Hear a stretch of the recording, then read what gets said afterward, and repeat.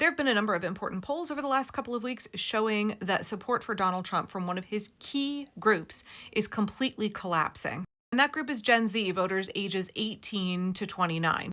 I don't know if any of y'all have combed through Catalyst's post-mortem of the 2024 election, but in that data, we find out that not only did 39% of Gen Z vote for Donald Trump, but 54% of Gen Z men voted for Trump. Right, which is why we saw the DNC have this post-election panic saying that they needed to pour millions and millions of dollars into studying how to reach Gen Z men. What kind of phrasing should they be using? How can the DNC get hip to the youth and reach young men? And there's been a significant amount of discourse around this issue for a number of years because even before the 2024 election, there were concerns about how the right was very good at capturing young men. And there's all this conversation of we need a Joe Rogan of the left, we need a Charlie Kirk of the left, we need a Jordan Peterson of the left. And we could argue about whether or not Hassan Piker already fills that role. I would say that Eric Salvia of Internet Comment Etiquette with Eric also fills that role. But we saw all these young men who thought, like, this is my chance to do capitalism, this is my chance to do an Ezra Klein and to, hop on this train and become a podcaster for the left. I'm going to capture all of these young men and I'm going to make myself famous and whatever in the interim. And, we saw the Unfuck America tour and all of these other disastrous attempts at trying to replicate what the right was doing, but like capture young men for the DNC. Okay. I'm sorry. It's the mom of two teenage boys. I just find that really funny. Two teenage boys who already listened to Hassan Piker and also Internet Comment Etiquette with Eric. Anyway, the boys on the Unfuck America tour are 0% interesting to them. Of course, you could argue, well, Angela, those are your children and you live in Portland, and so whatever. Okay. But while we're on the topic of young white men in particular, but young men voting for Donald Trump and now suddenly realizing like, oh shit, the economy really sucks. My future doesn't look too great. I'm not cheesed with what he's doing in this country. When I said deport the illegals, I didn't mean my girlfriend or my wife.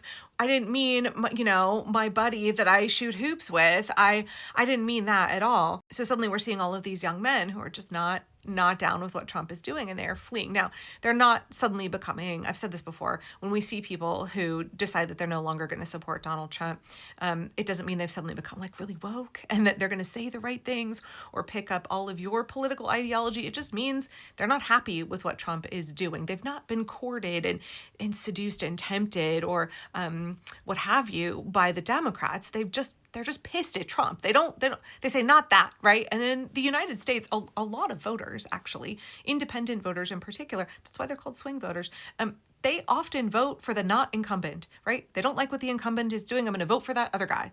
And that's not uncommon in American politics because we have an entrenched two-party system. Now, we could say that populism, especially like democratic socialism, is building steam in the United States. Young people find the messages of Zoran Mamdani particularly compelling, the way he talks about wanting to make a better quality of life for working class people, because young Gen Z, they are working class people, ages 18 to 29. They are realizing they have to work 2-3 jobs. They can't make rent. They're never going to be able to afford a down payment on a house. When Donald Trump is saying, yes, I want to keep housing prices sky high because that benefits boomers, right? People who already own 1, 2, 3 homes. But Gen Z is like, what the fuck? This is not a good scene for me at all. And so they don't want what Donald Trump has. They're looking for something else. And sometimes that thing is Zoran Mamdani. Maybe that thing is democratic socialism, but a lot of these young men are still religious. They still have all of their baggage from the Trump families that raised them. I think a lot of them still listen to folks like Joe Rogan and Sean Ryan and other conservative podcasters. I don't know that anybody really listens to Jordan Peterson anymore. And one of the reasons I think this demographic of young, especially men, is not going to be recoverable for the Republicans is because we are seeing more and more conservative male podcasters that these young men listen to speaking out openly against the regime and the tactics that Donald Trump is employing, and in particular, the Epstein files. Even Ben Shapiro was talking the other day about blatant corruption in the Trump regime. Joe Rogan, I think, is a slimy opportunist, and he's not married to any one political position. He just wants what gets views. So sometimes he appears to be concerned, but even that appearance of concern, I think that resonates. It causes his audience to be like, wait a minute, right? Joe Rogan will platform Elon Musk. He'll still have Elon Musk on even after he's been named in the files. He platformed Donald Trump and arguably helped get Donald Trump elected, and he made millions and millions of dollars off of that. And now he's kind of clutching his pearls a little bit because what Donald Trump is doing is horrifying. What he's doing with immigrants, horrifying. What's in the Epstein files, horrifying. And that Rogan is communicating even a little bit of that to his audience, I think, is important. It further erodes their support and their belief in Donald Trump. Why would your name be redacted if you're not a victim? Like, this is what's crazy about all this. Like, how come you redact some people and you don't redact other people? Like, what is this? This is not good. None of this is good for this administration. It looks fucking terrible. It looks terrible. It looks terrible for Trump when he was saying that none of this was real. This is all a hoax. This is not a hoax. Like, did you not know? Maybe he didn't know, if you want to be charitable. But this is definitely not a hoax. And if you've got redacted people's names and these people aren't victims, you're not protecting the victim. So what are you doing? And then today we have this from Sean Ryan. I've been pretty quiet about Pam Bondi in front of Congress the other day, talking about how the Dow's up to 50,000. Nobody gives a fuck. Because what you should be talking about is how you are going to investigate and prosecute any pedophiles that were running around on Epstein Island that you're affiliated with. But we didn't talk about that, did we? Oh, and what's the excuse? What was the excuse? Oh, if we prosecute everybody, the whole system would go down. Well, you know what that sounds like? That sounds like how Trump ran his campaign.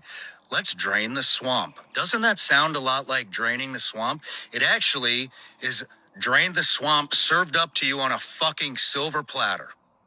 But you're not going to take it, are you? You're going to protect pedophiles. Rather than go after them and hope that everybody's happy that the Dow hit 50,000. Are you fucking out of your mind? I guess the whole drain the swamp campaign promise was another fucking bullshit lie, huh? All lies, Sean. Man, the lies are stacking up fast. I've never seen so many fucking lies appear in, a year? It's only been a fucking year. Yep. Look at all the fucking lies. I wanted to talk to you about something else, too. Then you got Pam Bondi and what's that other guy's name? Todd Blanche. Yeah, running around giving Ro Khanna and Massey all this shit because they accidentally put two names that are apparently innocent, out that were in the Epstein files. Well, I got fucking news for you. You have two guys that are in Congress that are actually doing shit. And you give them shit because they made a mistake when they're trying to do the fucking job of the entire Department of Justice, because nobody over there will do their fucking job when it comes to putting pedophiles away in prison. Sean Ryan is also somebody who's had Trump on his podcast and functionally helped him get elected, platformed him to his audience of millions. And yet now we're seeing that he is using his platform to speak out against what Trump and his regime are doing. And I know a lot of people say there's no point at which Trump supporters are going to admit that they've been lied to or hoodwinked, that their pride is too much in it. But here we're seeing Sean do just that. Be like, they've lied to us, guys. They've lied to us over and over and over. And I think these podcasters on the right who are using their platform to express outrage against what's happening in terms of immigration raids, in terms of the Epstein files cover-up, I think that's important. Gen Z is never going to be recoverable by the Republicans. It's not going to happen. We're going to continue to see support for the Republican Party amongst Gen Z erode further and further and further the more Donald Trump does. Sean is right. It's only been a year. And in fact, there was a YouGov poll that came out just a couple of weeks ago that showed that Donald Trump's approval amongst Gen Z has dropped to an all-time low, 25%. That's down from a 50% approval rating just a year ago in February of 2025. Huge, huge loss. He's lost half of his support from Gen Z. So obviously, as we just stated, we're looking at it and it's like clear there's something that Trump does not want to get out. Now, some people are like, he's protecting his friends, which is, if you're protecting your friends that fuck little girls, fuck you. If he's protecting himself from doing heinous shit in the past, fuck you, right? Obviously, any human being looks at that and they go, that's reasonable. Republicans have linked themselves irrevocably to Donald Trump, and Trump has lost the support of the broadcasters who platformed him and helped him get elected, and he's lost the support of Gen Z. It doesn't bode well for Republicans in the midterms.